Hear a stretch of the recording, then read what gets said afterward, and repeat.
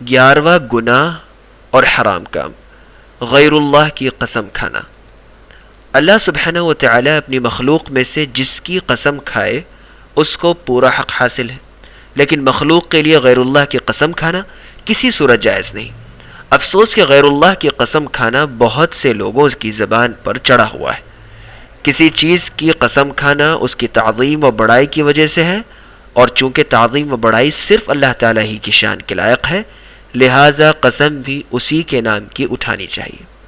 عبداللہ بن عمر رضی اللہ عنہ بیان کرتے ہیں کہ رسول اللہ صلی اللہ علیہ وسلم نے فرمایا، الا ان اللہ ینہاکم ان تحلفوا بآبائکم من کان حالفا فلیحلف باللہ او لیصمت۔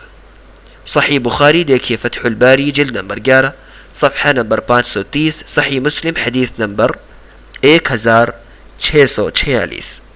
واضح رہے کہ اللہ تعالیٰ تمہیں باپ داداؤں کی قسمیں کھانے سے منع کرتا ہے۔ جس شخص نے قسم کھانی ہو وہ فقط اللہ تعالیٰ کی قسم کھائے یا خاموش رہے۔ عبداللہ بن عمر رضی اللہ عنہ ہی کا بیان ہے کہ رسول اللہ صلی اللہ علیہ وسلم نے فرمایا، من حلف بغیر اللہ فقد اشرک۔ مسند احمد جلد نمبر 2 صفحہ نمبر 125، صحیح الجامع الصغیر لشیخ الالبانی حدیث نمبر 6204۔ جس نے اللہ تعالیٰ کے سوا کسی اور کی قسم کھائی اس نے شرک کیا۔ نبی کریم صلی اللہ علیہ وسلم نے یہ بھی ارشاد فرمایا، من حلف بالامانۃ فلیس منا۔ ابو داود حدیث نمبر 3253، سلسلہ الحدیث الصحیحہ للالبانی حدیث نمبر 94۔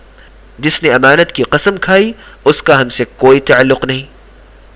علامہ محمد عبد الرؤوف المناوی نے اس حدیث کی شرح میں ذکر کیا ہے کہ امانت سے مراد اللہ تعالیٰ کے فرائض ہیں جیسے نماز، روزہ، حج وغیرہ، اور چونکہ قسم صرف اللہ تعالیٰ کے ناموں اور صفات کی کھائی جا سکتی ہے، جبکہ امانت اللہ تعالیٰ کی صفت نہیں بلکہ اس کا امر ہے، لہٰذا امانت کی قسم کھانا اسے اللہ تعالیٰ کی اسماء و صفات کے برابر کرنے کے مترادف ہے۔ اس لیے اسلام نے امانت کی قسم کھانے کو حرام قرار دیا ہے۔ فیض القدیر للمناوی جلد 6 صفحہ نمبر 150۔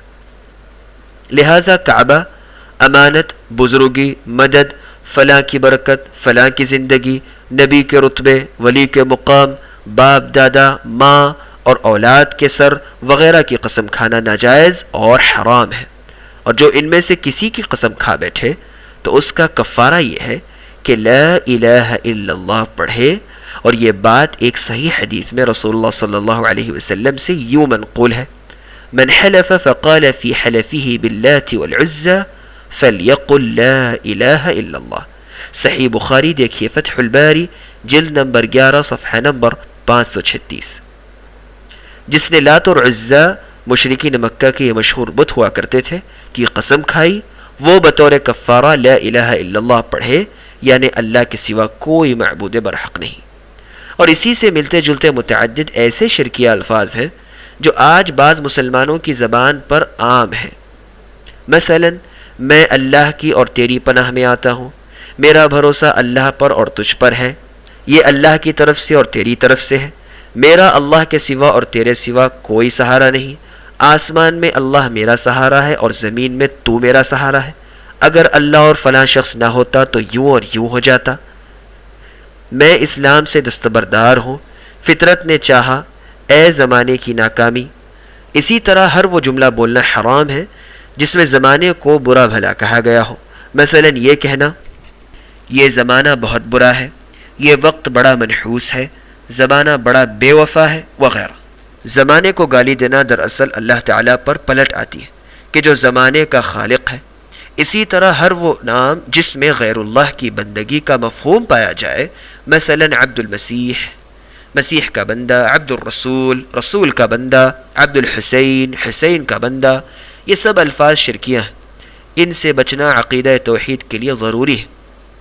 اسی طرح اسلامی سوشلزم، اسلامی جمہوریت، عوام کا ارادہ اللہ کے ارادے سے ہے، دین اللہ کے لیے اور ملک سب کے لیے، عرب قوم کے نام پر، انقلاب اور شورش کے نام سے، یہ جدید اصطلاحات بھی عقیدہ توحید کے منافی ہیں، اور درجہ ذیل جملوں کا استعمال بھی ناجائز ہے، مثلا کسی انسان کو شہنشاہوں کا شہنشاہ، یا اس سے ملتا جلتا کوئی دوسرا لفظ، جیسے قاضی القضاء حاکموں کا حاکم کہے، کافر اور منافق کے لیے السید سر، محترم، یا اس کے ہم معنی کسی دوسرے لفظ کو استعمال کرے، چاہے عربی زبان میں کہے یا کسی اور زبان۔